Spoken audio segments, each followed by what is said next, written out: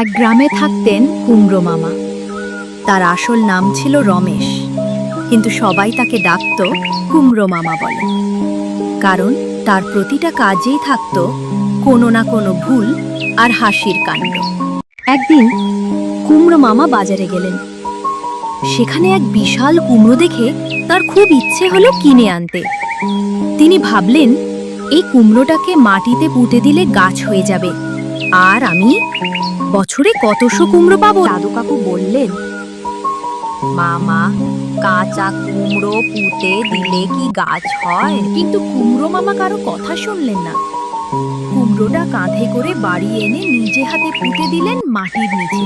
গাছে পানি দিলেন, আশাও করলেন বিশাল কুমড়োর লতা গজাবে।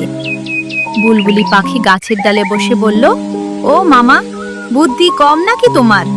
দেখিস, কুমড়োর লতায় তোর জন্য ছোট কুমড়ো ফালাবো। কয়েকদিন পর হঠাৎ একদিন গন্ধে চারদিক ভারী হয়ে উঠল। ওরে দেখা গেল কুমড়োটা মাটির নিচেই পচে গেছে। সবাই হাসতে লাগলো। কেউ বলছে, বিজ্ঞানী কুমড়ো মামা।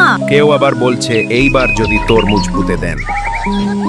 মামা তখন মাথা চুলকে বললেন, আসলে হয়তো বেশি বড় কুমড়ো ছিল, তাই গাছ হয়নি। তারপর থেকে গ্রামের সবাই তাকে কুমড়ো মামা বলেই ডাকে।